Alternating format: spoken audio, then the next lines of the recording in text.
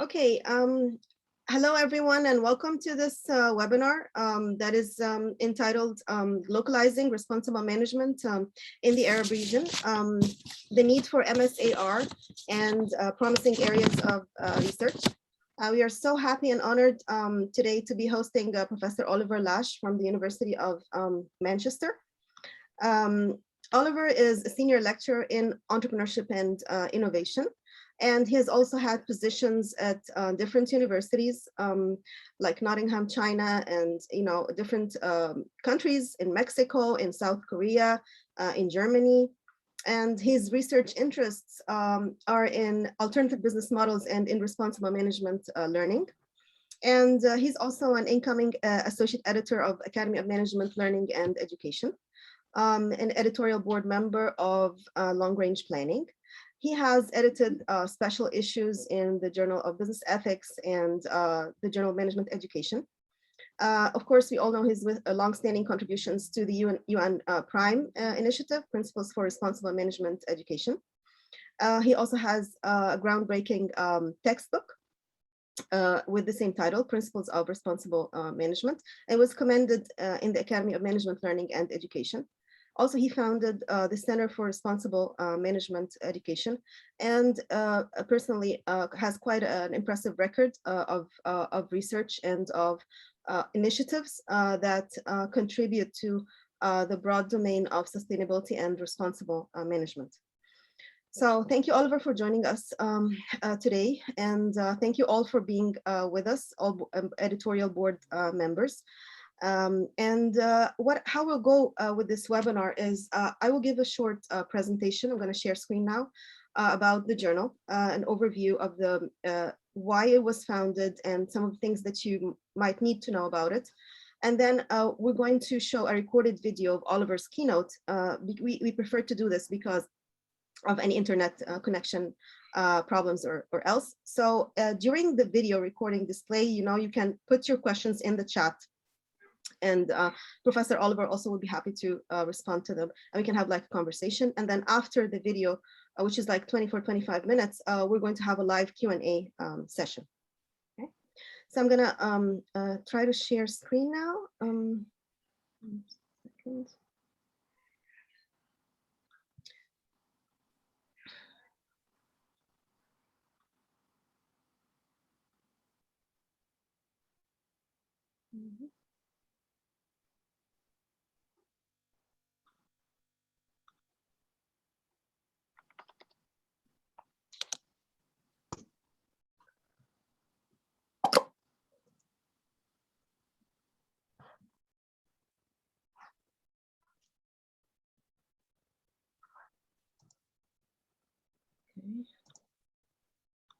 I'm just, yeah.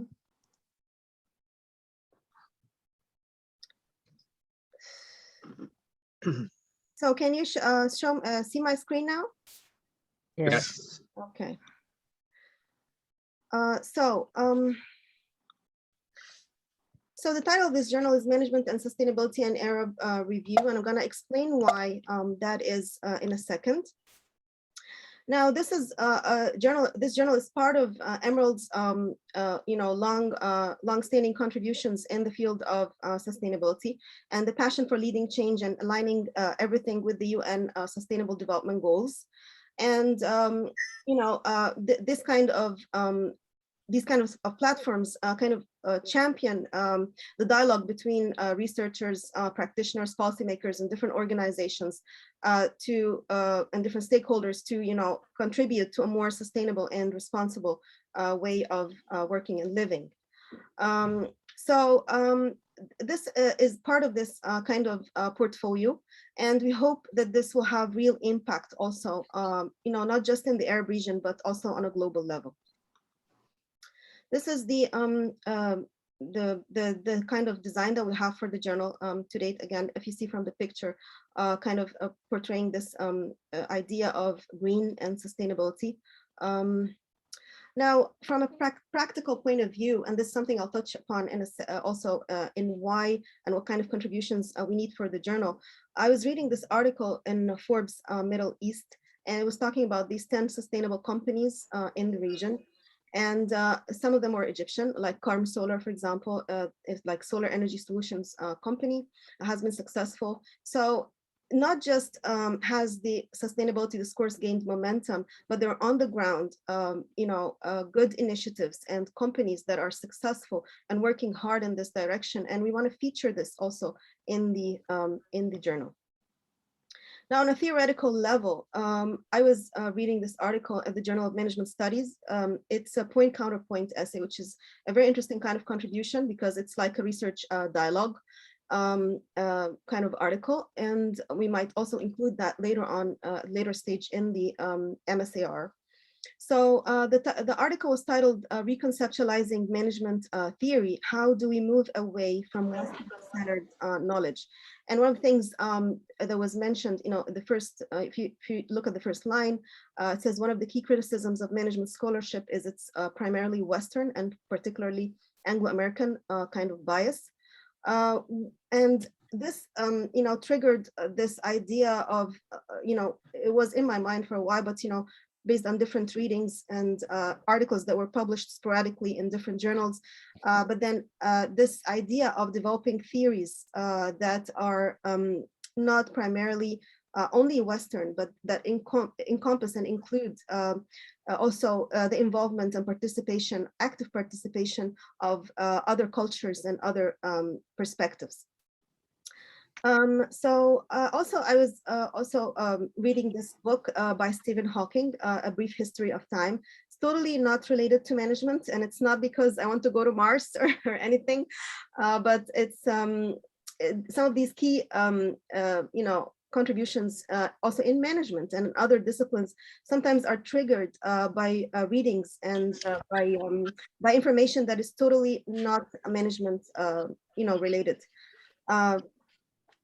So what he was doing, what drew my attention within the book, aside from the space, all the space, information and very interesting origins of the universe and all of this, that a theory, he mentioned that a theory is a good theory if it satisfies two requirements.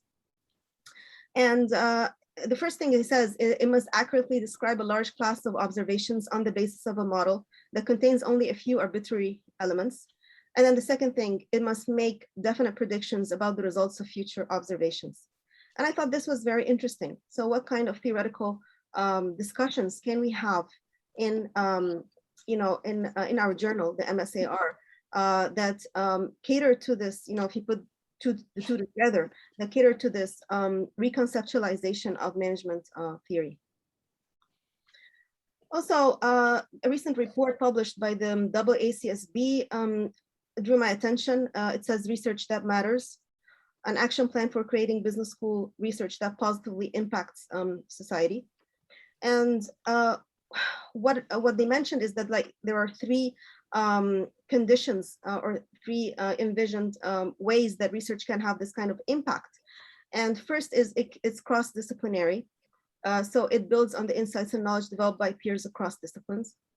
Second is it's at the intersection of academia and practice and is aligned with the priorities of business partners, resulting in relevant and actionable insights. And I'm gonna touch upon this again in a few slides.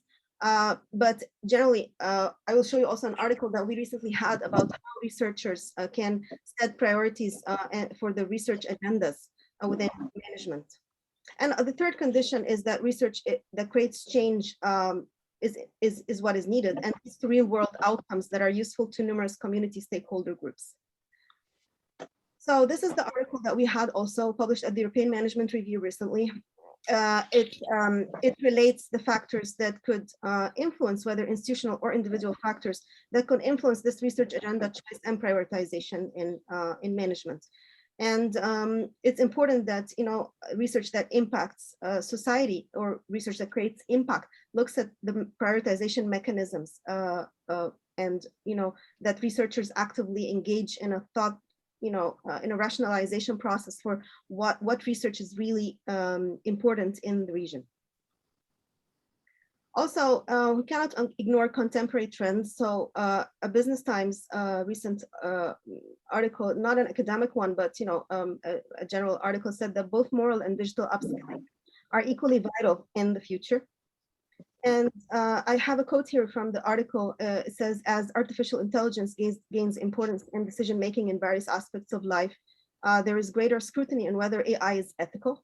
And will the AI system that helps to filter job resumes be biased against the minority race because previous position holders were not from that race, for example? Or will facial recognition technology lead to the wrongful arrest of some people? Will the algorithm recommend certain beauty products to the consumer because they lead in higher profits for the company? And this made me think about this idea of profit maximization that is part and parcel of all textbooks in the business school that we teach on a global level, even with translation, and whether this is really what we need for a sustainable future as the global, human community. And if I draw back on this book, but it says that all of things that the book says reflect that we really have this ant's view of the universe and of the world. So much more important can be, more important things can be also done. Also, this idea of combining digitalization and sustainability and looking at contemporary trends was reflected in a recent article that I also read at Entrepreneurship Theory and Practice that is titled Digital Sustainability and Entrepreneurship, how digital innovations are helping tackle climate change and sustainable development. So in a nutshell, theoretically, MSAR is established because even though there are emergent scholarly research on sustainability in the Arab world, it's not enough. And it's published sporadically, in good journals, yes, but there's no dedicated, well-regarded research platform that exists to compile, build on, and develop this conversation to date. On a practical level, we, of course, Arab countries need this advancement of sustainability discourse as they develop. Just as much as maybe more than the rest of the world. And therefore, our aim will be to agglomerate this kind of research, to compile it under the broad umbrella of management and sustainability, to propel this agenda forward in partnership with leading institutions like UN Prime and others, and also leading scholars like Professor Oliver, for example, and all of these wonderful people that are working to make the world and a better place through the research and everything that they do. And the intention, of course, is to have a high quality kind of publication and a good ranking standard on ABDC or ABS journal guides or others, Scopus and others. So also we aim to provide this opportunities for research dialogue and the voices of many scholars in the region that are not heard enough to date. And we hope that this dialogue would not only benefit the region and the regional researchers, but would also provide a good platform for this cross-cultural understanding and international understanding of the nuances of sustainable management in the Arab world. So the plan on a more tactical level is that in 2022, the first year, we'll be having 2 issues, 5 papers each. As agreed with Emerald, there will be open access for the first year. But then after the first year, we'll have 4 subscription issues. This is what we envision. And again, like I said, a subscription-based model. The potential themes for the journal, and this will be on the website also soon of the journal. We hope that all of these contemporary issues that I spoke about, and in the first also editorial probably will be like putting on something like a research agenda or encouraging research that matches the priorities of the region and aims at creating impact. But broadly, we can have contributions from general management, sustainability marketing, teaching, learning, pedagogy, strategy, innovation, and entrepreneurship, technology and digitalization, of course, philosophy, religion, and spirituality, accounting and finance, leadership and OB, and economics. We might have also others. So later on, maybe these will spin off into different, sections with section editors. For now, this is the general kind of overview. I'm gonna now, I'm done with the overview of the journal.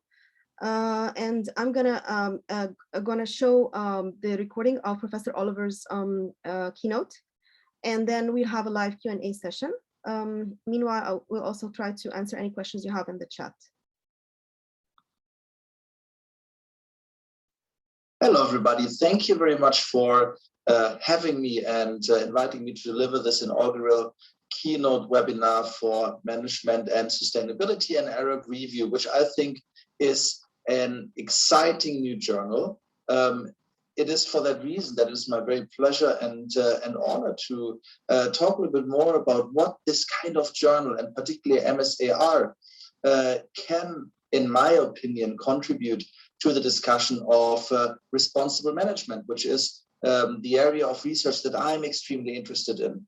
And I think there's a very strong explicit link between sustainability and management and responsible management, because sustainable management or sustainability management are two of the main contributing disciplines or areas of phenomena that's run also into the responsible management interdiscipline, which is focusing on all three of them, bringing together ethics, responsibility, and sustainability in the managerial context. So I would like to see how particularly this idea of globalization, of globalizing in management, can lend itself to building a very, very exciting research agenda for MSAR. So let's have a look at how this goes.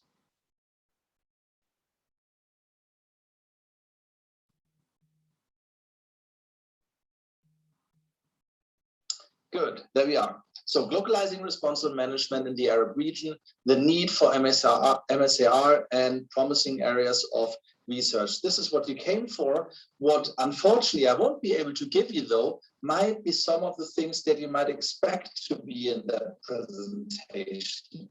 Don't be clear about them in the very beginning. So what I won't talk about is what we can learn from, about, or for responsible management in the Arab region. Because I am not from the Arab region. I'm not somebody conducting research in the Arab region, but I think I can do something to enable the process, or to help enable the process of getting that what kind of knowledge about it. Because MSAR and building MSAR is exactly this, building that kind of knowledge which is so important and so valuable. But what I will talk about, what I can talk about, is some points about how we can build on practice of globalization to learn from and about or for responsible management in the Arab region, and also to find out how this actually implies a very exciting research agenda, and to highlight some initial resources from my own work that I think could be helpful to use in that context. So globalizing first. Globalizing, what the hell is this? Many people actually have been quite confused about this term itself. By now, I think it has established itself a little bit more than in the beginning when you first wrote this first book there on the left side, first edition of our textbook. And actually, a funny anecdote there, that the editors and the different proofreaders looking at this book over time, three of them actively corrected the title, the second title, from Global Sustainability, Responsibility and Ethics to Global Sustainability, Responsibility, Ethics. And I had to be on my toes really to make sure that this book is not published with the wrong title for that very reason. And then actually translated this globalizing theme into the second edition of the book as well, where we have an entire chapter only focused on globalizing. And this is also what I will use briefly just to share my idea about what globalizing means and what we can do with it, really. Globalization, we know, all of us know, and we have quite a good grasp of, and probably personal experiences with. However, what happens when we bring together the global and the local, if we're not interested into that move to the global dominantly, but actually in the dynamics, the ongoing moves back and forth between global and local, local and global, global and local.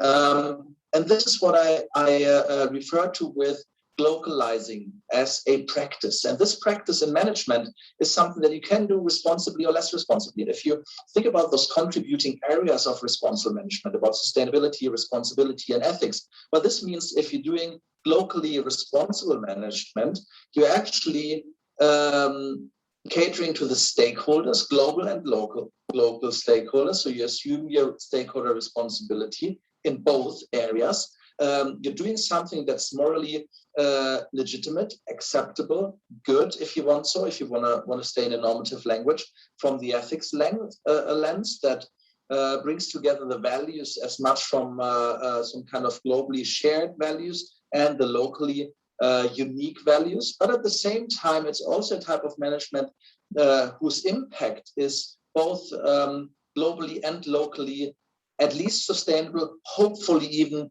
in the future for many companies, restorative. So, but what does that mean if you look at a couple of case examples?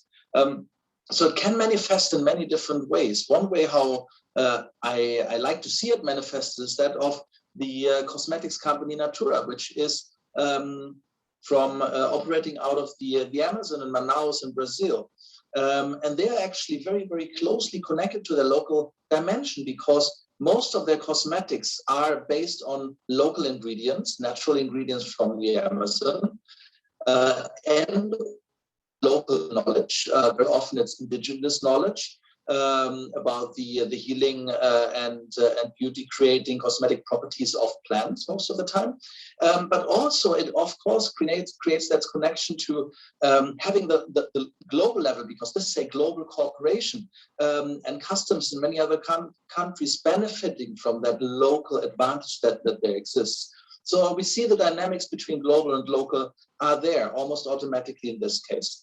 But then also we can think about something that's a little bit more balanced between different locations. So if we think about joint ventures like this one here between Cycle and Yuon, two of the big bicycle sharing platforms, there we actually see that very often it's a more equal combination or meeting of the different localities, of the different local cultural aspects in this case between the UK, Cambridge and China. I believe Yuan is out of Suzhou.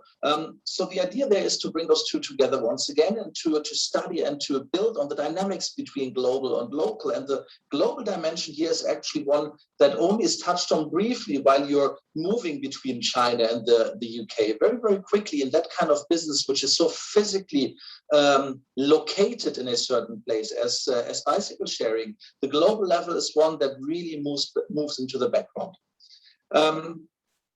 And then a third example, which I like very much, a lot of Mexican family, is that of Coco, the Disney movie that came out, I think 3 or 4 years ago.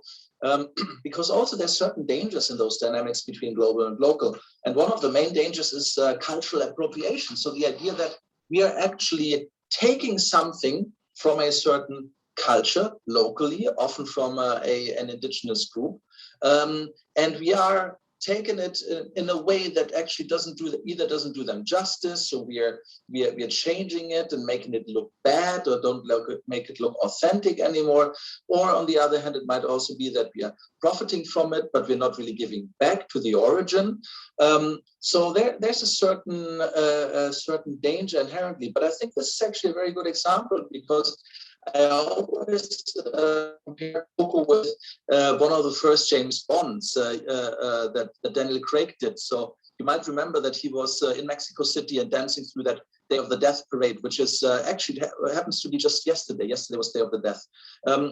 A very traditional and ancient Mexican festival. And it was very, very strongly misrepresented. I remember sitting in the movies between my wife, she was saying, this is not right. Because she's Mexican, so she would know. But then on the other hand, I also remember sitting right next to her watching Coco, and she was exhilarated about it, because she said, well, this is really how it is, and this is doing justice to our culture, and it's elevating this culture and making something out of it that other people can appreciate and that they like Mexico for. So you can get it right and you can get it wrong. And as you see from that movie example, in the very same industry, very similar production processes, you can actually go into both directions. But how I typically understand globalizing, how I like to study it, is all of those different practices that managers engage automatically in their day-to-day that navigate the global and the local. And I think it's happening to a degree that those are actually those localizing practices, or this mode of management that we call globalizing, just goes along with other modes that we are probably more familiar with, like organizing, strategizing, communicating, and so on. So this is the idea. But if you're wondering, what does that have to do with our academic work here? You're right, because right now I'm talking about managerial practice of globalizing, but we can actually have academic practice of globalizing as well. And I think there are particularly three areas of how that kind of academic practice of globalizing could work for MSAR. So first of all, I think you could problematize unique local issues, and you could use that journal as a platform for problematizing, studying, and finding solutions. Or actually not even going all the way to the solution stage, but only to use that kind of academic discourse in order to about the problems themselves. The second one would be the topic of colonializing, or rather decolonializing, responsible management in the Arab region. So how can we actually, well, let's wait with that colonialization topic just until we get there in a moment, because I don't want to get too deeply into it at this point. But then we could also elevate or celebrate unique Arab approaches. So a little bit similar to what we've seen with Coco and the Day of the Death example from Mexico, where there's something very unique, valuable that we can actually, through the journal, bring to a greater audience. So particularly if you think about sustainability, there might be a practice in the Arab region that is not very well known globally, and we are able to use the journal as a platform to make it known. So I think those are very interesting approaches, and I will try to, or starting points, and I will try to give you a little bit more beef onto the bones, a little bit more meat onto the bones of this very basic scaffold, and some ideas on how that could start, how you could start working on either one of those three. And particularly for those local issues, concerns, and challenges, I think there's two areas that I personally think would be very promising to build on. So the first one is the situated nature of management practices. And the second one is about the idea of transdisciplinary responsible management learning, or if you want to, transdisciplinary learning for sustainability and management. So how could we do that? And one starting point might be to build on that paper that Silvia Girardi and I just very recently published in the Journal of Business Ethics, where we're actually outlining how to do practice-based studies. I strongly believe that practices are the most powerful levers for change when it comes to sustainability and responsibility and ethics, but we need to study them very, very profoundly. We need to understand them very well in order to actually navigate them or change them in a way that leads to that greater transformation that we're overall looking for. And one of so why don't we do that? Actually tapping into this rich repertoire that theories of practice has given us. So far, practice studies in that haven't used theories of practice. And it's a shame, because it can give us so much stronger insights into the internal workings of practice, in particular patterns and dynamics of change. So you could use that situatedness principle, which is the very first one we have here in this table, in order to very, very closely, very tightly situate your practice study, your study of sustainability management in the Arab region. So that would be one way. And the other one is about the idea of transdisciplinarity. So I would find it immensely exciting if some of the first submissions to the journal, some of the first published articles in the journal actually would be based on some kind of transdisciplinary learning for responsible management. So all of us know interdisciplinarity, so the idea that we are actually moving or drawing from knowledge in different disciplines, like from, let's say, biology and management, for instance, when we are talking about biomimetic management, or we are thinking about let's say, the natural science and physics together with sociology in some cases. So this is transdisciplinarity, right? Sorry, interdisciplinarity. But the idea is that there's actually more stocks of knowledge that we can engage in collaborative practices than just different disciplines. And this is where transdisciplinarity comes in, because then if you're talking about transdisciplinarity, you're also looking at knowledge in different sectors. So there might be the same discipline living or working in different sectors. So there might be people who are biologists, for instance, in the public sector, working in an environmental institute, for instance. There might be biologists who are working in academia, in the academic or educational and research sector, in the university higher education sector. And there might be biologists who are working in non-governmental organizations, in NGOs like Greenpeace, for instance. So the idea is that there's once again different stocks of knowledge, and if we're able to bring all of them together,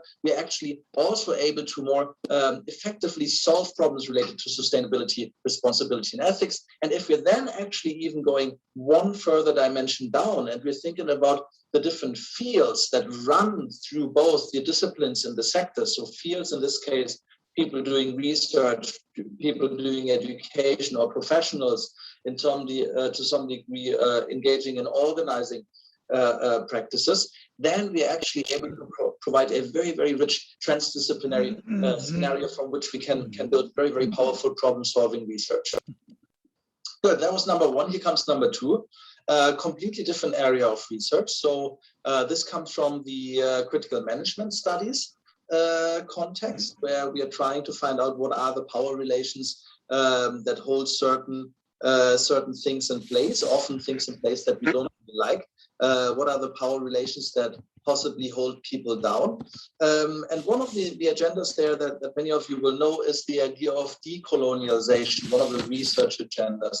The idea that many colonial structures and practices and processes are actually still in place, although we in most cases don't have that kind of traditional political historical colonial structure anymore. Still, there's still a latent colonialism or implicit colonialism which we could unmask in a certain way. And one of the arguments is that management education and management itself is very much something that is being sold globally as something that comes from the West. Often that comes from the US, often that comes from the UK or other European countries, and then that everybody else needs to do management exactly the way that those countries say. So this is that type of we're talking about.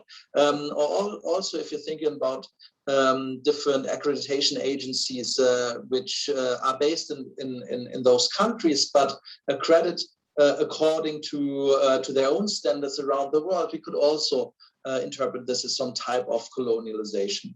So the idea then there is and I don't like that. Why don't I like that? Because I feel that alternatives give us resilience. If we do have alternatives ways of managing, not just this one perfect dominant way, supposedly, alternative ways of running business schools, we are more resilient if some kind of happens. We've got more alternatives to choose from when it comes to things like sustainability.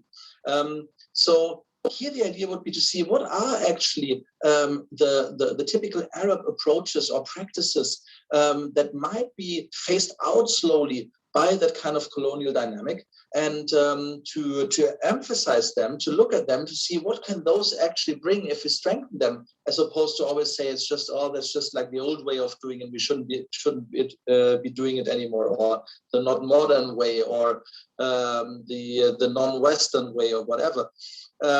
So this is the idea for the second part of the research agenda. And I think there's a couple of really interesting chapters here in that book we did last year. Among others, I think chapter 18 is very strongly grounded in the Arab region, although it's more from a religious perspective, the Islamic perspective of responsible management by Yusuf Sidani.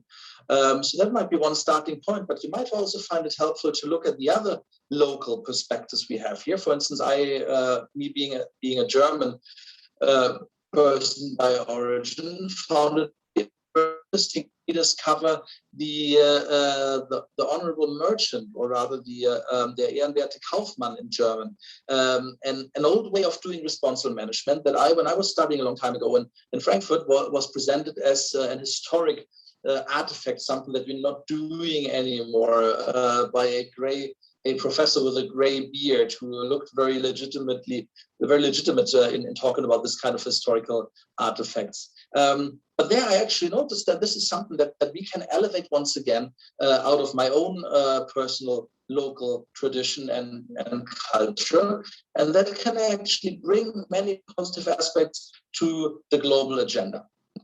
And then another example, although this doesn't explicitly talk about the Arab region, but it's written by people who are from the Arab region, Dima Jamali and George Samara, helps us once again to start thinking about what are non-Western responsible management or sustainability and management approaches. How do we educate about them? And also the question, how can we actually make sure that they're not just being covered up by this kind of Western apparently standardized perspective and the right perspective of doing things, and to legitimize them and to get to know them once again, to see what they actually can bring. Good. And then the last one came out of a very pragmatic, very practical problem on my side, which is that when I wrote the second edition of this textbook, Alexandra Barretta and I, who helped me a lot with the cases in the book, we were, for days on end, we were looking for cases from the Arab region very, very actively. Cases that would be very exciting, that we could elevate as the top-notch responsible management activity or practices in globally as well. But we could only find one. So this was incredible, because we have in every one of the 20 or 19 chapters of the book, we've got over 10 cases. So how come that we can only find one Arab case if we were really looking for it so hard? So I hope that MSAR could also play a role in highlighting very unique aspects in the Arab region and bringing them to the larger discussion also in the educational context. So how could we do that? Here's just a couple of ideas. Well, we could look out for the flying pig case studies. So flying pig in the sense of, well, nobody ever thought a flying pig existed, but here it is. Look how unique it is. And changing our views on things. So some kind of those extremely unique cases would be interesting to find in the Arab region and to cover in the journal. But then also top-notch novel practices. Maybe something technology enabled, because I understand many of the are in a very unique position when it comes to CO2 and fossil fuels and also climate-wise fine. So there might be very, very interesting empirical work to be done that builds on that unique location aspects. And then maybe there's retrovations as well. Retrovations is something that I got first interested in being in the Amazon rainforest, actually, and being guided through a local settlement. And the gentleman was showing me how they nowadays are still using a natural way of refrigeration, which is just digging a deep hole into the earth and putting whatever needs refrigeration in there in a very comfortable and very, very feasible way, even from my kind of very technology interested eyes. And I thought, okay, well, this is great. This has been done like this for hundreds of years. So maybe there are many of those retrovations out there from a sustainability angle that we can tap into and can bring back in, and to make it something that globally becomes an alternative. And then also there might be culturally anchored unique sustainability or responsibility or ethics and management practices like Islamic finance, for instance. Once again, I know, of course, Islam is not something unique to the regions, but it's culturally a very distinct factor. So this is me done, I understand. So thank you very much. And I'm very excited to engage now into the discussion that hopefully we'll have for quite a while still. But before we do that, please also beyond the discussion, the live discussion, which we will do now, don't be a stranger. Be in touch if you would like to discuss more about the things that we have come up with here today, or if you would just like to follow some of that kind of line of argument. Connect me on, get connected on LinkedIn.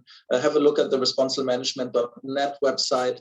Have a look at the new YouTube channel, where I understand this one will be posted as well at some point in time, and where ample resources also for the textbook if you want to use that, or just drop me an email. So thank you very much, and again for inviting me, and I'm very much looking forward to our discussion just now.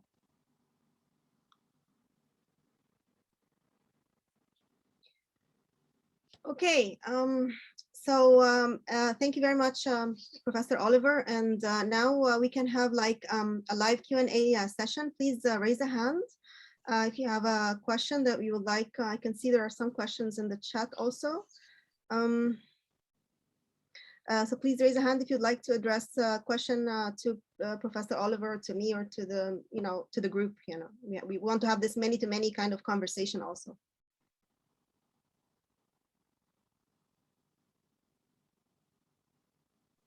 I think Dalia's got going with a topic in the chat there, so I'm not sure if maybe you might want to carry that into the written the spoken discussion as well.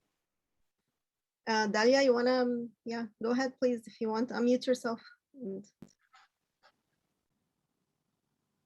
Yeah. Hello, everybody. Good morning. Thank you for this lovely presentation. Can you hear me? Yes. Yes. Hello? Yeah. It's just that Friday is usually a holiday here. It's not a working day. So it's kind of like, everybody's outside and everything, unlike the other part of the world. Anyway, thank you very much. I really enjoyed the presentation. It's so insightful. I'm so happy that I'm part of this lovely project. Hope that we can contribute in any way to make it even better. Dr. Noah, everybody, really, thank you for the great efforts. And I just had because actually I have some small experience in the sustainability thing that I did a small application on Qatar University here in Qatar for our students, actually integrating sustainability in business curriculum. And I was very pleased to be involved with Dr. Noah earlier in a book chapter related to something like that. What really triggered me is the behavioral component. It's like, and you do everything well, but then at the end of the day, people don't move, they don't act, they're not really willing to change their behaviors. And I think more research is required in this area to see really what really triggers them to move, especially this part of the world in the Arab region. So I would think that we need to more focus on this area, because at the end of the day, we may have a lot of theories and applications and ideas, but does it really have an impact on our societies and on our students, on the future generation? I think, this area, I would personally be interested to work more on this part, and of course compare to other cultures and other contexts. And thank you very much for having us here. Thank you, Dalia. I think this is a good point, and this is actually the reason for this dialogue that we're having today, and the reason for establishing this journal. There are many levels in which you can describe the impact of scientific research. It's not just the readership across the academic community and the citations, and then the development of the research stream and the research agenda. It's also how much this affects students who are future managers and future business practitioners, maybe also in a percentage or so future academics also, then they affect other students, but then also how the general policy-making framework in the involved, context of the research, and how the organizations embrace this change gradually, which is not an easy process. So hopefully we contribute in some way to these, even some minor way, to these to this impact and to this gradual change. Yeah. Yeah, and I think actually one thing that related to the attitude behavior gap, which you talked about before, that's popped into my mind, was that most of the research, at least that I know through that angle, is related to consumer attitudes. So Of course, these are important, sustainability, no doubt about that. But what I would find interesting, particularly given the management angle of this journal, would be to think about attitude behavior gap in the managerial context. So the kind of intending to engage into certain sustainable behaviors, but after all not doing it. So I think there's an interesting transfer to be made from the studying the consumer as research participants versus studying the manager and managerial intentions versus actions. So I think that sounds quite interesting, actually, what you're suggesting there. Yeah, and I want to add that also, although this journal, of course, is going to be an English publication, we intend to, you know, so in some of my research, for example, I had referenced also intense, you know, a lot of very profound Arabic literature that is not accessible in the, you know, English mainstream journals and academic scholarship, you know. So I'm also counting on the top scholars, you know, in the region to bring these approaches to light, that they can, you know, maybe inspire a blend of approaches, you know, that are, you know, maybe focused on the Arab culture, but then also a hybridization can occur with the, you know, global Western approaches. And then you can have, you know, so also it relates to what Oliver had mentioned of this, you know, transdisciplinary approaches, these, you know, also Arab culture specific and unique approaches. So this is again a very important very important issue, which we hope that would through the help of all the scholars in the region create this dialogue with the international community. I think we have several hands here, so I'll go in order. So Dr. Wafa, would you like to make a comment? Please unmute yourself. Thank you, Dr. Nuhad. Thank you, Dr. Oliver, for such great, insightful presentation, and also insightful comments and insightful way of looking at responsible management. I think this is a great initiative. I'm very happy to be part of it. Thank you, Nuhad, for inviting me. What my question or my comment here is that for me, journals, that we always have new journals. Every day we have a new journal that comes up. But I always think that what is the relevance to management, to practice? I think we have, if anything, this is a great subject. This is a great topic. It could have great things, but how can we make this journal relevant to management, relevant to students? So it's something that is used, because most of the journals are just, you know, you just publish to get it promoted, basically. So you get a journal and you look for a good, for an A journal, because that's what's gonna get you, you know, promoted to higher ranks. But I think today there is a huge need for, you know, closing the gap between practice and theory. We've been talking about that, but I still find that there is a lot still, that gap is still wide between the practice and, I mean, and this is a timely event that we have, the launch of this journal with the COP26, everything, you know, they're talking about, you know, sustainability, they're talking about responsible management, really. So we're coming in at the right time. It's very relevant, very timely, but how can we make this very relevant to practice and to education, to students? Thank you. I want to comment on that. Thank you very much for this question first. This is a very important issue, because it also relates to the type of contributions that we will be soliciting for this journal. We do aim to have this in mind. So later on, I was also discussing with Emerald that we should have these expert briefs or policy briefs. Because, you know, how many managers and how many policymakers read an academic article, you know, like 20-page, you know, article.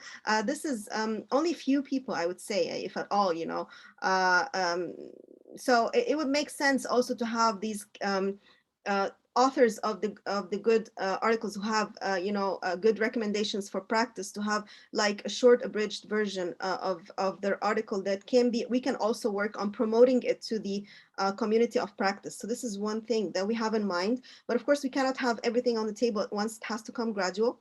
So for the meantime, we're soliciting like conceptual articles, empirical articles, of course, research articles, and opinion pieces. So we're still in this process, but we will have these expert briefs eventually. It's also on Emerald's platform.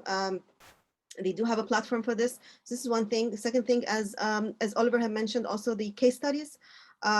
Case studies also are something that we will get into, not just through the empirical papers, but maybe as full case studies that we can have available. But this will be again a later second phase, because in the meantime we'll have them in the articles, because these case studies also have certain methodologies. They need teaching notes. They have set of guidelines, as we all know.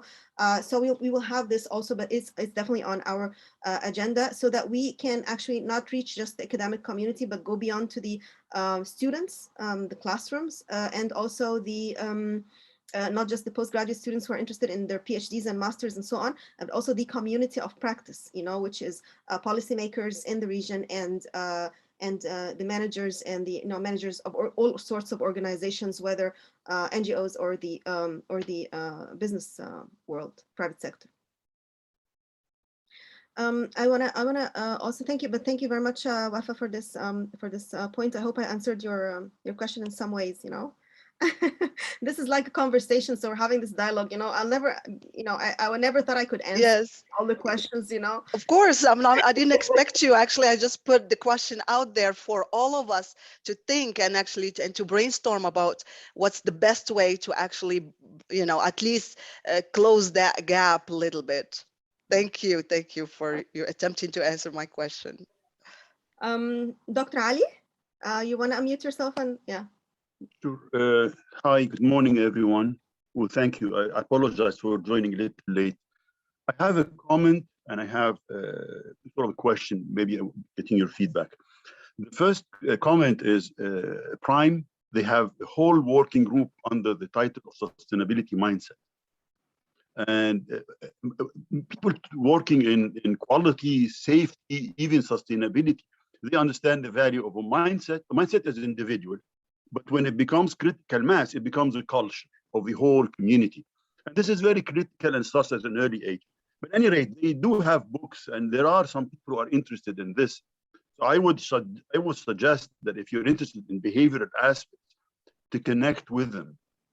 I think behavioral is very focused, market psychology focused.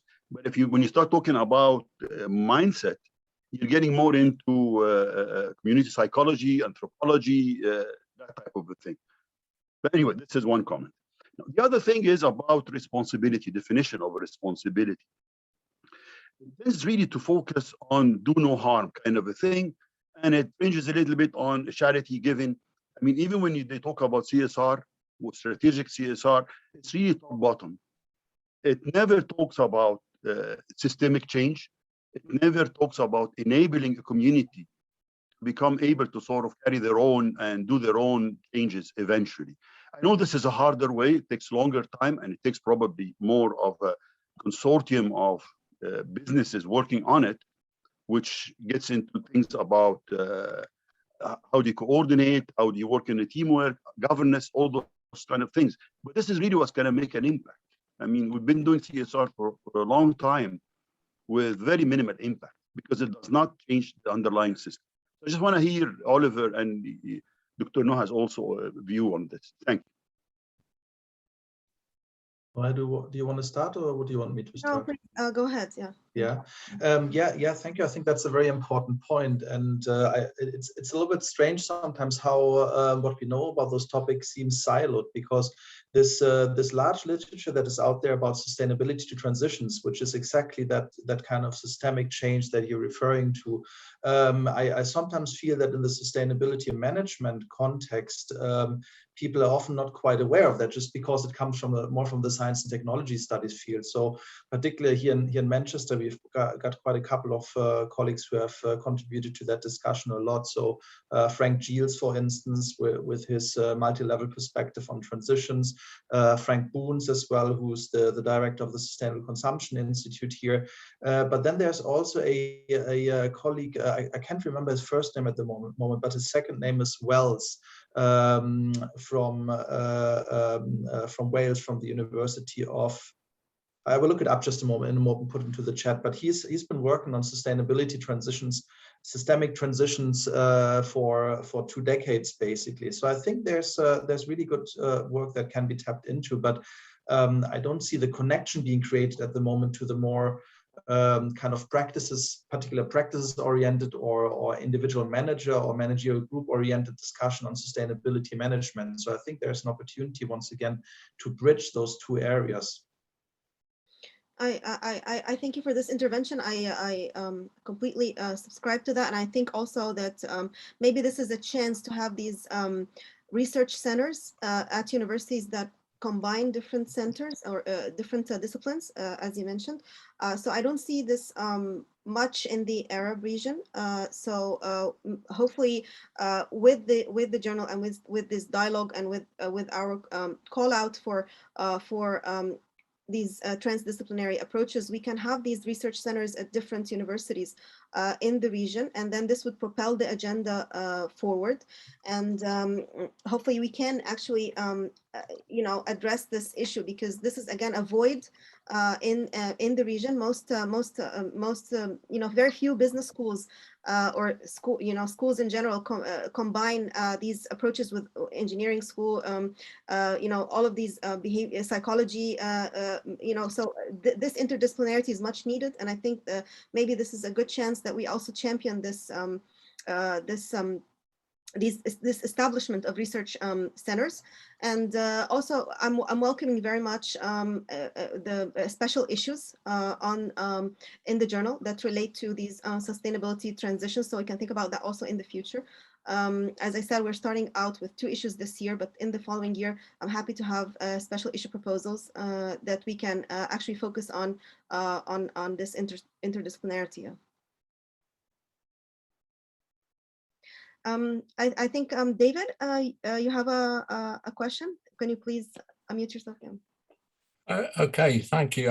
A lot of what's been said is very interesting, very relevant. It would be great if a journal actually could produce this, but I want to talk more from a practical point of view based on my experience of running a journal. And the first thing is why you've got to address some basic questions, like if I'm writing a paper, why should I submit it to this journal rather than any other journal? What's attractive about this journal? What kind of papers are you looking for? Those kind of issues need to be addressed. And it's okay starting a journal. You find some papers for the first issue, for the second issue. Keeping it going is much more difficult unless you have got a plan for doing so and a way to promote the journal, those kind of things. It's an ongoing process. Once the journal gets established, you've got no problem, but it does take a lot of effort to do these things.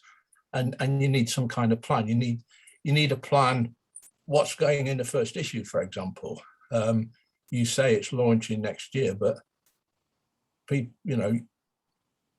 it needs promoting. You need some people to write and submit papers, and they need to go through Emerald's review process, etc., etc. It's a lengthy timescale. So I'm a bit concerned about, it's all right talking about what it would be nice to have, but there needs to be some focus on what needs to be done to achieve it. Okay. I think what I have in mind, and I will share these, and I'm welcoming any input also from all of us. So what I have in mind is to have like panels and leading conferences, EGOS, maybe Academy of Management, because there are so much There's so much in common. It's also the journal by definition. Management and sustainability will draw on the international literature, but then present a perspective, as we were talking, that is lacking in the literature. So through these panel or special proposals, special session proposals, I hope to kind of create an ongoing dialogue with different scholars that we can actually keep this flow of papers in the pipeline, flow papers going. So this is one thing. And then the other thing is these webinars we're having, we will continue. At least, I will have this like an ongoing tradition, hopefully. So with the help of all of the board members. So for example, we're having like 2 upcoming webinars, which I will announce on LinkedIn in the coming days. You have also Professor Michael Hainlin. We'll be talking about responsible marketing, from a marketing point of view, but also how to tackle important research areas. He's also related to the Responsible Research in Business and Management network, and we had met in Berlin and discussed possible ways of soliciting publications for the journal also. Also the other thing is we're going to have also Dr. Shaker Zahra later on talking about he's an Egyptian who in diaspora, he's been in the US for many years in the University of Minnesota, and his research is also quite interesting, and he has actually had a very good article about how the revolution and the Arab Spring have led to changes in management in the Arab world. So we'll draw on that, and in the Middle East in general, we'll draw on that. So this is one thing. Then the other thing is, so the panels, the special issue proposals, the webinars, continuing the conversation, and my hope that with this continuity of the conversation and the dialogue, we can actually keep this pipeline of research going. Eventually, we can have also good indexing and good ranking of the journal, and this will attract scholars by, without, in a more traditional way. I don't claim to have all the answers, as I said. That's why I'm counting on all the board members for help and advice on an ongoing basis. If anybody wants to intervene and suggest other ways, I'm also open for any suggestions. Yeah. I hope I have answered also some of your concerns. David, you want to comment on that? Yeah, great in theory. Now you try and get the papers written. It's hard work. If you want people to write about particular topics, it's quite hard work to get them to do so. Very hard work to get them to do so to fit into your time scale. And there is a time scale for the journal. I don't know what time scale you've got for this journal, but Emerald have already issued the time scales for next year. So could I ask when you're expecting the first issue to be produced? Yes, tentatively in April, yes. Right. So, and when are people going to be able to submit papers? Very soon. The Scholar One system setup is taking some time. That is why we are waiting for the setup of the Scholar One system, and then the journal website is almost ready. In the coming days, we'll be announcing the call for papers, and also we intend to have some invited contributions. I'll be working on an editorial also, like putting some points for potential research areas, like a tentative research agenda based on all of these discussions that we're having, and also the available literature, the sporadic literature that I was referring to at the beginning of this webinar. And then, I will be inviting the board members to make reflections on the reflections, and then input and to critique this editorial, and we'll take it from there. So yeah, there is some kind of a plan, and But I cannot foresee the future. And I was very much impressed that the concept of time Stephen Hawking mentioned is different in space than on Earth. So in a way, time is relative. So I do understand that there are deadlines, but I've worked with deadlines all my life, and miraculously it worked out well, so we'll see how things go. Yeah. The thing about a journal is it's the authors that matter. It's not you that matters, it's the authors. Yes. I believe in all of these good people that are naive enough to think that they can change the world and make it a better place, even if there's no self-interest. I do believe in them, all of them, and I'm counting on them. And this is the way it is, We'll see how things go. Can I ask a question of everybody in this meeting? Have you actually asked your editorial board to contribute something, a paper, or arrange for a paper somehow in the next? I will do that. I will do that. Next 2 years, so. Yeah, I will do that. But I was waiting again for the website and the Scholar One system. I want to do this in a professional way. So once we have everything set up, because we just had the announcement and then this webinar today. So in the coming days, hopefully, when we have the website set up, I will be inviting contributions. Yeah. And then a general call. Yeah. Thank you. Okay, we're 5 minutes past time. If there's any final comments, make it very quick, because Oliver also, I think, has other commitments. So Malika and then Dina. Yeah. Okay, so okay. I can linger for a little bit longer, so don't worry about me too much. Okay, so I will try to keep it a bit shorter. I actually would like to address 2 issues and raise a question. So the first is about this disseminating of information and the knowledge that is created by this journal. I really think that the venue that we could create for discussion and exchange is great throughout this journal. And to this aim, I also think that we shouldn't be underestimating the role of social media here, given that an average social sciences article is read by maybe some 5 or 6 people, but then we should be coming up with a strategy how we could be using the social media to convey this message to the people in practice, or students or anyone within the society that would be using the information that is created by this journal. The second question is actually about the review process, because now it's becoming too hard for the editors to find reviewers. You know the reasons. I mean, the reviewers are not paid for this job, and there is a strong resistance from the professor side, the academic side. I know that from experience, when you send out those reviews, they are rejected within 1-2 minutes by 10 reviewers, and how we will how we will be overcoming this problem will be an issue, I think. And my last question is about the name of the journal. Is there a particular reason that we have chosen Arab Review, for instance, say, rather than Middle Eastern Review? Okay, so I'll take this one by one.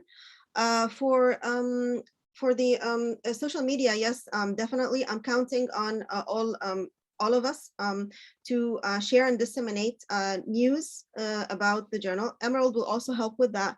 So in the coming days, I also have a podcast with Emerald, which is a tradition, so that we can. It's a different channel of communication that is on the Apple Store and everything. So we'll be having different routes of communicating news about the launch of the journal, news about call for papers, later on news about special issues, news about new section editors, all of this. But it will gradually, we'll do this incrementally with time. So that's, I think this is the first issue. And then for the reviewing, I have had experiences also as associate editor with Jonathan Wilson for the Journal of Islamic Marketing for some years now. I've also guest edited books and special issues, and so yeah, of course, finding a good reviewer is a challenge. But then there are 2 sides to this now.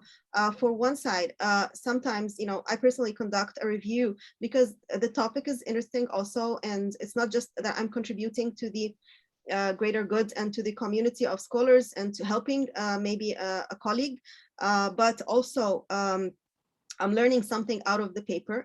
This is number one. Number two, also Publons. Publons does recognize reviews now. So we will be connecting to this through Publons Connect. We'll not just rely on some of the review board members, but we'll also connect with Publons. So there are ways to circumvent that. It does take some effort from the editor and the associate editors and the board of the journal, but it always works out. The worst thing that happens is some delay. We'll try to avoid that through the help of the Scholar One system, but eventually we can get this going in the right way. We also have through the Emerald recognition for outstanding reviewers. They do have this with all the journals. It's not just outstanding paper awards, but also highly commended paper awards, but they have also outstanding reviewers. This is sometimes an incentive for some of the scholars. And we hope to recognize also good reviewing in the process. So yeah, these are some of the things I have for the second point. For the third point, the proposal for this journal was to showcase the nuances of the Arab culture to the global community and to have dialogue related to that in the broad sense. Again, all types of scholars and scholarship is welcome.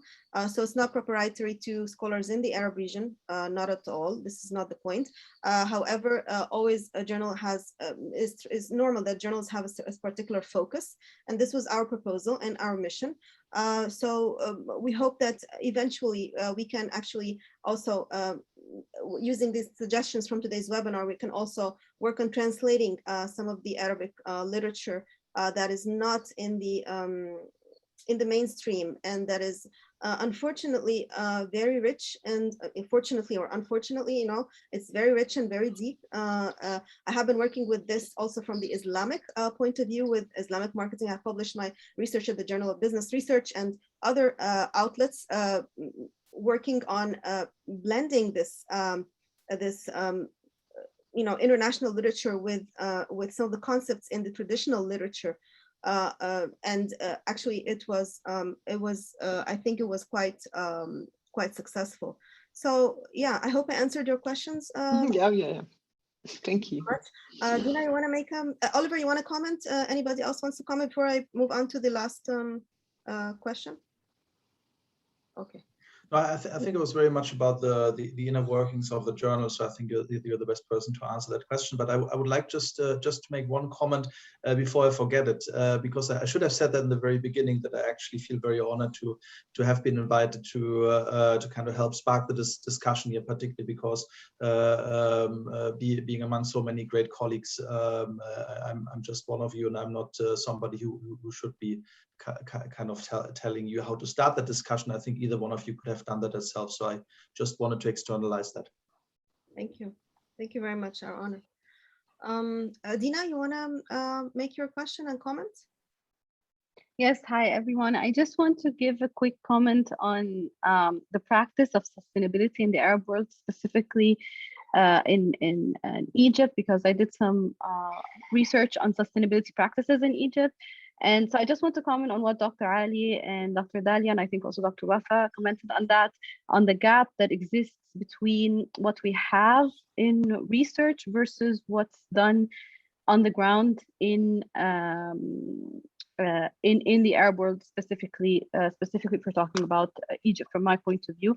So what I think this gap comes from two main things. First, awareness is still not there. So we really need to raise awareness either in terms of teaching, so we embed that in our curriculum that we give to our students, or also training that we give to professionals and in the industry. And this, so I want to second Dr. Wafa's opinion on getting the research out of the academic community. So there's lots of research that is done, but really a lot of people outside academia do not know about it and do not understand why is it important, and even if it's there in the first place. So the second thing that we want to deliver this also, whether to students or to professionals, in a way that shows how sustainability is relevant to them. so this goes back, I think, to this lovely concept of localization that Dr. Oliver talked about. And because really when we touch on the values that is embedded in the culture, whatever that culture is in the Arab world, then I think this would make it relevant to them and they would want to do it. Otherwise, they would find it not related to them, and therefore they will not have an incentive to do it, in other words. So this is what I wanted to say. Thank you so much. I think it's a perfect. Yeah, thank you. Perfect way to kind of conclude today's webinar. And I think you made a nice recap of how we can actually relate to the culture in the Arab region, to the different stakeholders, to the mindsets of different people involved, and how we can take this discussion forward. There's a lot of work to be done, but there's always a starting point. And with some efforts and dedication, and doing with some hard work, I think we have a good opportunity to advance this research agenda in the region and on the global level. So I want to thank everyone who attended. I think does anybody have any final comments or final questions? Okay. So thank you very much, Oliver. Dr. Noah, may I just add Dr. one comment, please? Thank you. Just related to the topic on like getting sustainability thinking outside of academics. Dr. Wafa talked about that, and then Dr. Dina talked about that a little bit more. I think there are two factors that contribute or facilitate the transfer of knowledge, and I'm going to just cite a more more of a debate over like strategic CSR and the trend that has more recently evolved, which is creating shareholder value. So the Porter take on social responsibility, in my thinking, is that like if you look at strategic CSR, it's been there for so long, and then it seems that with creating shareholder value, it kind of took more legitimacy because of the author, of course, Michael Porter, but I believe also because of the language that's been used. So what I'm saying here is there are two things. There is, you want to get a buy-in from a person of legitimacy of the side that you're promoting to. So if we're promoting to practitioners, we would want to get a practitioner speaker. We would want to get a practitioner to speak on our behalf to his or her community. And the other thing is that we want to pay attention to the language that we are using, because like this is just my personal opinion with the difference between strategic CSR and creating shareholder value creation, is that it's really like, I'm of the view is that it's the same thing. It's just repackaged in a different way, and the language of the shareholder created shareholder value creation or shared value creation is more in line with strategic management than it is with CSR or business and society language. And I believe it took a lot of like it took off or got a lot of spread because of the language. So like in sum, there are two things. You would want to get a person from the community to which you want to sell the product to. I mean, you're the marketing expert. And also you want to use the language that has been used by the practitioner. Like, so as academics, we want to make sure that we are talking in the language of the people that are practicing, or we want to practice sustainability, if that makes sense. Thank you.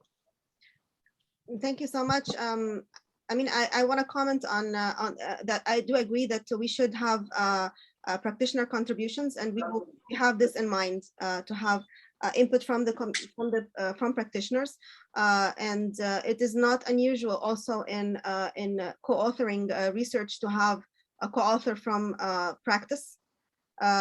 You know, so this kind of cooperation is also welcome. So yeah, so I subscribe to that. Yeah, thank you. Oliver, you want to comment before we take Dr. Said's question? Yeah, first of yes.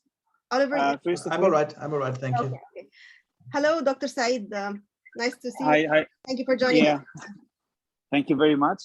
Yeah, first of all, I would like to thank you and everyone who worked hard on this initiative. My comment is very simple. We don't really need such journals in Arab countries.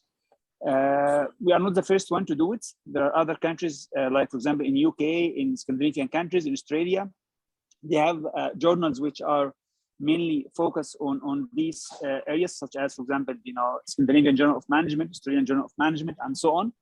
So we do need such initiative. We have done recently, maybe you are aware of that, Dr. Noha, a review paper on research in Arab countries, management research in Arab countries, which has been published in Journal of International Management. And from this review, I can say we start having, an increasing number of scholars in Arab countries who are doing, quality research. So this is a very good indication for our emerging journal. We will have enough, submissions for such journals. In addition, in some cases, we have some quality research. When we submit such quality research for, top journals or some international journals, in some cases they don't welcome, research which highly focus on Arab region or Arab countries. So I think in that case, the new journal will be a relevant outlet for people to get their work published. So thanks again for such initiatives, and all the best for the future. Thank you so much, Dr. Said, for this intervention.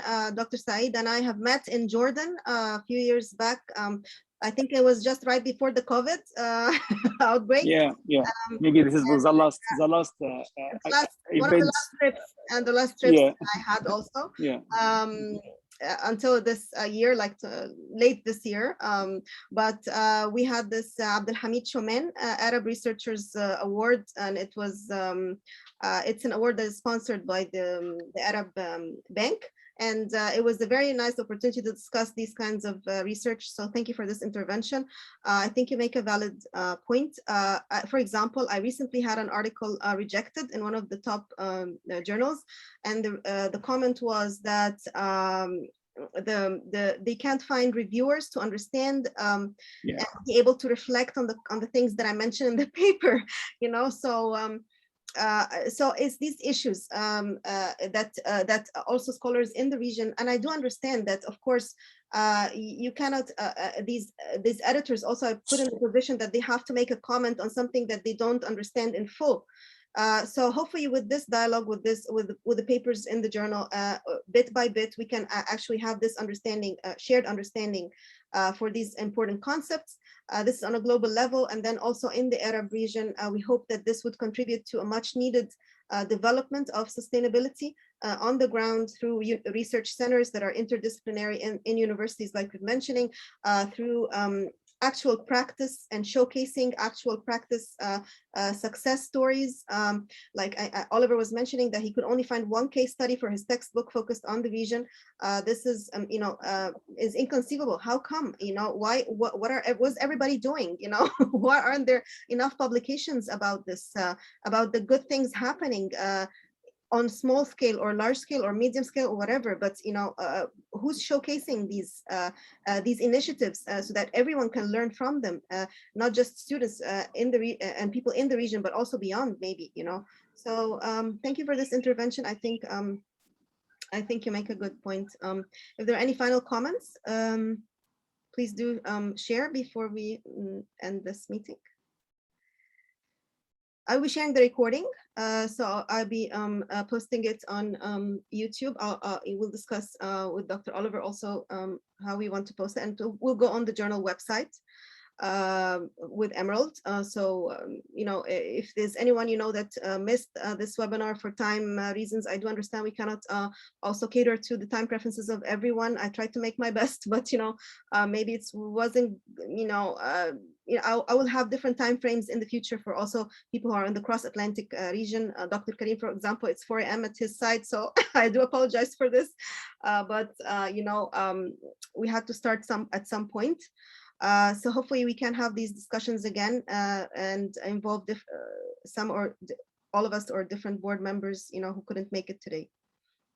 Thank you so much. And thank you, Oliver. We are very honored that you accepted our invitation. Thank you for your time, and thank you for sharing your knowledge and insights with us. And hopefully it will result in a good outcome. Yeah, thank you. Thank you so much, everyone. It's been an honor discussing with you folks. Thank you. Okay, thank you. Thank you very much. Yeah. Thank you. Great seeing you, Dr. Nuha. Thank you, Dr. Oliver. Have a great weekend, everybody. Bye-bye.